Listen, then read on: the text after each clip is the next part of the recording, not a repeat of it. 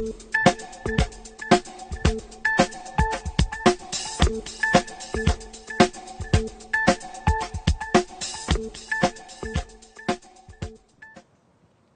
have a friend. My friend's name is Yusuf. Yusuf is a great person. He's a great leader, and he's a great basketball player, a great athlete. We went to the same elementary school together. We went to the same middle school together. We went to the same high school together. But more importantly, we were from the same community, and we shared the same struggle. And going through school, he was the definition of resilience. Whether it was standing up to the bully in the playground, or whether it was making sure that the last 15 seconds of the game that we weren't giving up hope, even though we were down 4 points, he was the definition of resilience for me. The thing is, what happens in a community like Regent Park, where I'm from, an inner city community, is that a lot of times people choose different paths. Resilience is not about going back to your original form. Resilience is about adapting, and it's about growing. It's about growth. And so sometimes it's hard for people to grow living under certain circumstances. And eventually, after high school, we started to distance. We started to part from each other. But that didn't mean we still didn't spend time with each other.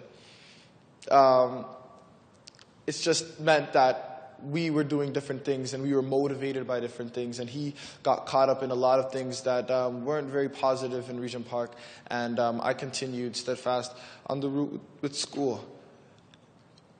72 hours ago, we celebrated Eid together at a cafe and a restaurant, and we danced, and we were listening to music that our friends were making, and we had a great time. And I thought to myself right there that, you know what I'm going to do? I am going to be successful for everyone in my community, and I'll become the plug to help everyone get to where they need to get to without doing all the negative things that they're doing. But 48 hours ago, my friend Yusuf was shot and killed in Regent Park. He was standing with two of my other friends, and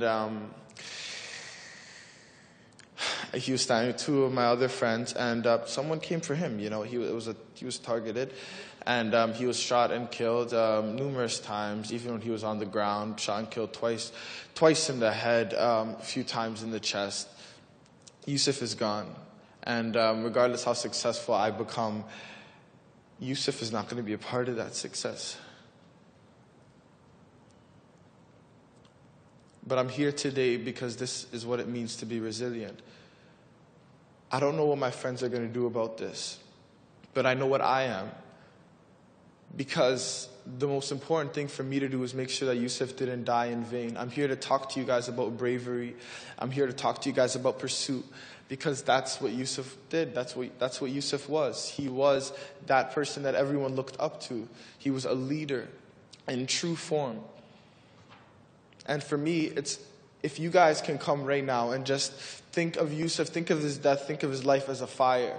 You know, when you see that 3 people died on Monday, October 6th, 3 people died, 2 people 15 and 17 years old on their lunch break. On their lunch break, they were in high school, good kids, and that he died on his way to the store. Like things like this, I think it's about looking at it and seeing it as a fire. When you look at a fire, you can stay very far away and just think of it as something, you know, however you want to view it, something beautiful, something tragic. The closer you go, the more heat you feel. I decided today that I'm going to bring the fire right to you guys so you guys can feel the heat. If you guys want, you guys can touch the fire and be burned by this fire. And maybe that'll motivate you guys to do something. But you know what? At the end of the day, I'm not going to tell you guys what the solution is to inner city violence. I just want you guys to feel. That's it. That's my only job as an artist, is to make people feel. Because I truly believe that each and every single one of you, you guys all have your own skill set. And that if you guys gather a certain amount of energy and passion, you guys will be able to find ways to break stereotypes, to go into communities, to create change. And for me, it's about looking at all of my friends that are in my community now and telling them, what are you going to do?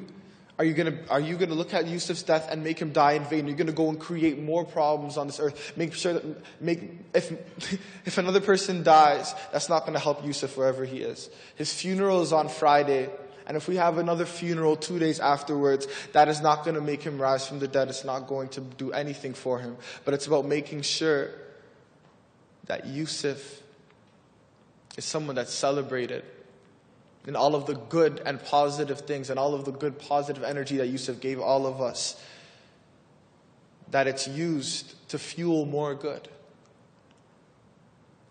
And so I'm going to share a piece with you guys today that I often like to share with the people in my community, just so that I can help them understand what it means to continue growing and adapting, and that sometimes people you grew up with aren't the ones that you need to stay with. You know, some people can't grow. Some people will remain stagnant, but you have to be able to continue evolving and adapting and growing. There's some friends that you have will continue pulling you back, and they may not do it because they don't like you. They may actually love you, but the thing is there's a difference between good friends and good people. A good friend of yours may be very close to you, but they may not be a good person.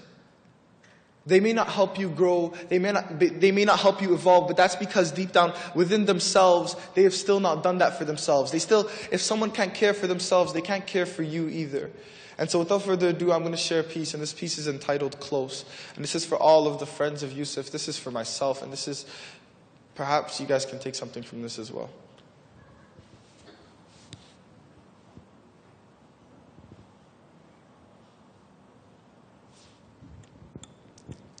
You said they're your closest friends, closer than I am to you, closer than even the few who held your hand as you grew gallantly.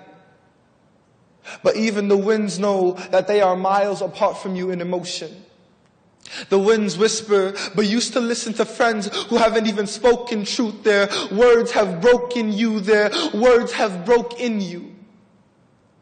But perhaps the skill you have to see inspiration in death, to see a path to success in those who transgress, to see sanity carved on shards of meth, to see more in less.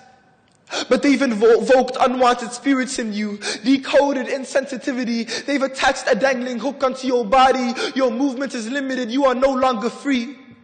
I watch you, nostalgic, as back and forth you rock like Father Clock as your father knocks, trying to wake up your innocence, but it's dead asleep.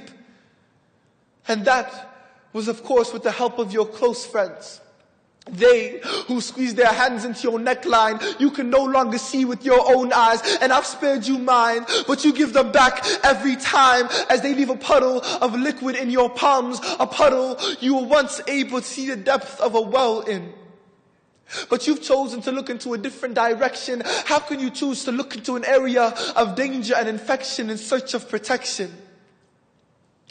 But I guess that's where you found your close friends. Close like the lifeless to their graves. Close like rotten corpses to broken bones. Close like jugular veins to diseases. Close like hurricanes, like hurricanes, like hurricanes to lies that you've spun into oblivion. You've spun us into oblivion. And I've been drowning in grief you caused, and for the sake of your family, I wore the mask of an amphibian. But it became a tattoo that eventually sunk through, so I became a lie that can ultimately help you become nothing. And still you take our presence for granted. You take your present for granted. But what will you do when your present is wrapped up and packaged into a coffin that doesn't know of second chances? Second chances. You've had enough of those. And I know you're shivering because the hearts of our community beat loud and cold, and still those friends of yours refuse to give you clothes while they wear sweaters knitted with lies they've told. And you're so desperate to be accepted that you believe every inch of fabric that you touch but cannot wear because they don't care. And we stand here with bundles of clothing made with the blood of your parents, and that blood is so thick and visible, but to you it remains transparent. But I guess that's because you're attached to your close friends. It's dark magic. Oh, how their sweaters have an incredible static. It's deafening. You can no longer hear your mother mourning, though sometimes I feel the only thing keeping you alive is the prayers she makes every morning. She stays close to her Lord to stay close to you, because the tunnel she once used to reach you with is closing through. She tried to stay close, like the pureness that was once in her womb close, like steel birds to lonely clouds close, like the pillow she clutches at her stomach waiting for you to come home close, like her heart to yours. Don't you know that one heart does not beat inside of you? That when you kill yourself, others are being tortured too. That those friends of yours may be close, but the chambers of your heart are what they are strangers to. That the friends of yours, those friends of yours may be close, but the chambers of your heart are what they are strangers to. So when you are trapped within the chambers of a cell or the chambers of the earth, they won't acknowledge you, because that's what strangers do. So when you are trapped within the chambers of a cell or the chambers of the earth, they won't acknowledge you, because that's what strangers do. But us, those who care, will be able to paint the chambers of your heart on a canvas, and not because we're able to do what painters do, but because we'll actually remember you. Behind the ice-cold skin, you will actually remember you behind the ice-cold skin, you, so those friends of yours can stay close. Close like barriers to dreams, close like tears to fresh wounds, close like the hands of fear that shut our mouths, close like the bullets that have swallowed your life whole, like the bullets that have swallowed your friends' lives whole, like the bullet that could have swallowed your life whole, like the bullet that some even say should have swallowed your life whole, but they will never have the ability to see you behind the ice-cold skin, you. And we acknowledge the fact that we are far. We are farther than your friends are. We are so far. We are so far. We are so far inside your heart that we are better off not knowing what close means to you. Thank you so much.